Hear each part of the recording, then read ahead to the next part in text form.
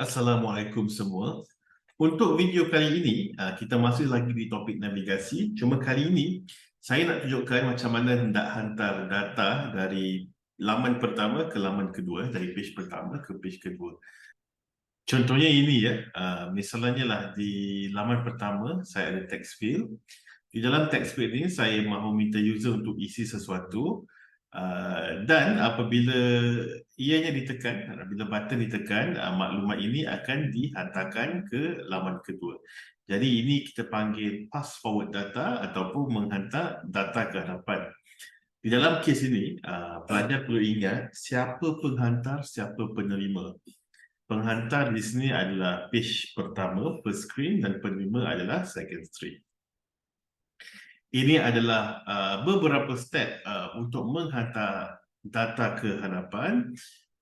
Pertama, di penerima, kita akan bina satu variable di mana data yang ingin dihantar itu akan disimpan. Di penerima, kemudian kita akan bina constructor untuk membina laman tersebut supaya data tersebut boleh dihantar melalui constructor. Step ketiga, di penghantar, data akan dihantar sebagai argumen kepada constructor. Dan akhir sekali, di penerima, data yang dihantar boleh dikeluarkan, contohnya dipanggil di dalam UI. Jadi saya akan tunjukkan demo bagaimana kita boleh menghantar data ke hadapan. Saya sudah buka Android Studio seperti biasa. Kita akan biasakan untuk bina multiple page di dalam folder widgets. Saya buang dahulu file-file sebelum ini yang tidak diperlukan. Saya buanglah ini. Saya akan buat dua file. File pertama di dalam folder widgets. Terlebih dahulu folder widgets. Di dalam folder widgets saya akan bina file pertama home.dat. File kedua detail.dat.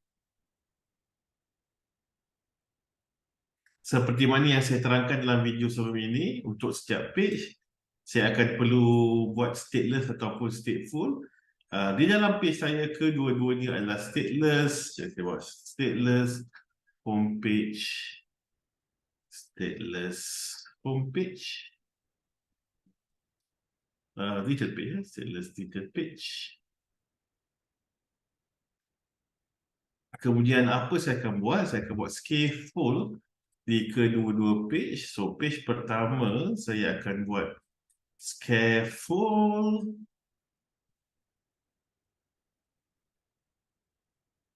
Add bar, title, text, penghantar. Saya akan buat body.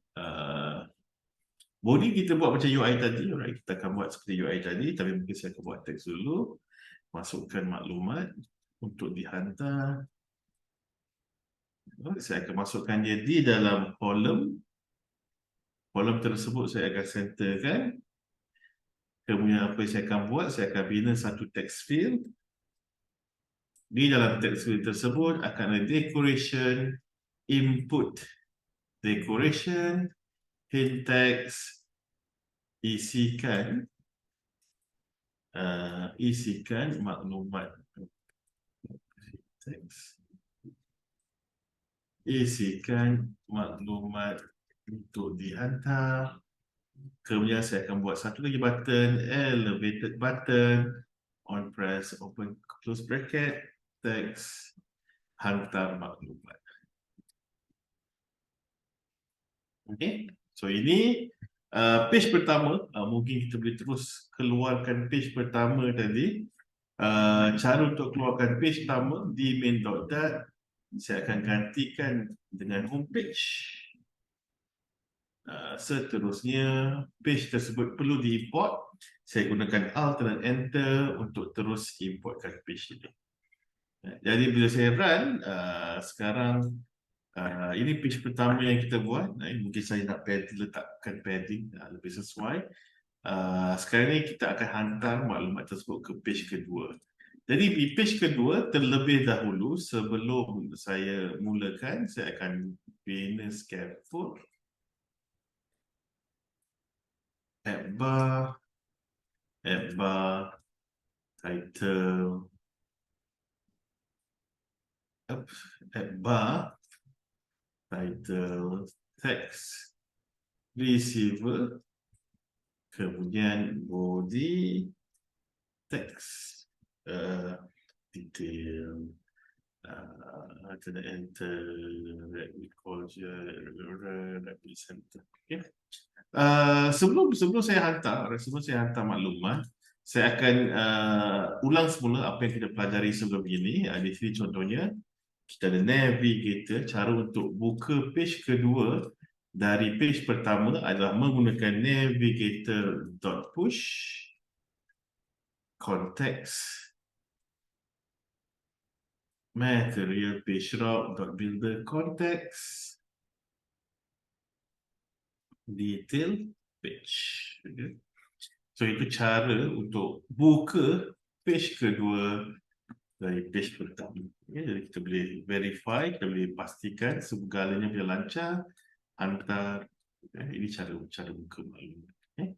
Sekarang kalau saya hantar tak ada apa, masih tidak ada apa-apa lagi. So jadi saya akan buat sekarang, alright, mengikut step tadi. Step pertama saya akan tulis semula, saya akan buang lain ni.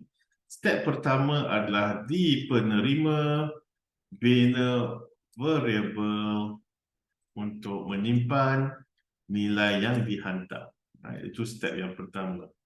So saya akan bina satu variable string message equals to empty string.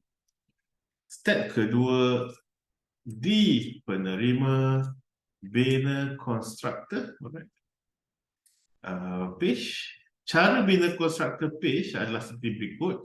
Nama kelas detail page, open close bracket, and then kita buat open close curly bracket, required this dot message. Jadi kalau ada lebih dari satu variable, dia akan comma required this dot second message, comma this dot third message. Itu step pertama sudah, step kedua sudah, step ketiga di penghantar, which is home.dat, di penghantar, hantarkan maklumat, di penghantar, hantarkan nilai, di penghantar, hantarkan nilai melalui constructor. Jadi kalau kita perhatikan, constructor di sini dia sudah merah kerana constructor ini memerlukan message tadi. Kita perlu hantar message. Jadi nilai message ni kita akan keluarkan dari controller, dari text editing controller. Jadi saya akan buat var message editing controller, var message editing controller equals to text editing controller. Itu step pertama. Step kedua, seterusnya saya akan linkkan controller, text saya terhadap controller tadi. So contohnya controller equals to message editing controller. Kemudian step ketiga, saya akan dapatkan nilai dari text field melalui property text. So message editing controller .text. Itu cara saya hantar ke page kedua. Apabila ianya telah step ketiga sudah selesai, saya boleh terus ke penerima, iaitu detail.dat. Saya akan pergi ke step keempat. Step keempatnya di sini ialah bawa keluar. Step keempat, bawa keluar nilai yang dihantar. Jadi saya contohnya teks. Saya akan gantikan dengan maklumat dihantar. Maklumat yang dihantar adalah $sign message. Okay. Jadi saya boleh cuba untuk run code saya tadi. Saya sudah buat ni, saya cuba run code saya, isikan maklumat yang dihantar, hello world, hantar maklumat yang dihantar adalah hello world, right? goodbye world. Maklumat yang dihantar adalah goodbye world. Baik, sekian video untuk hari ini. Selamat mencuba dan kita jumpa di video akan datang.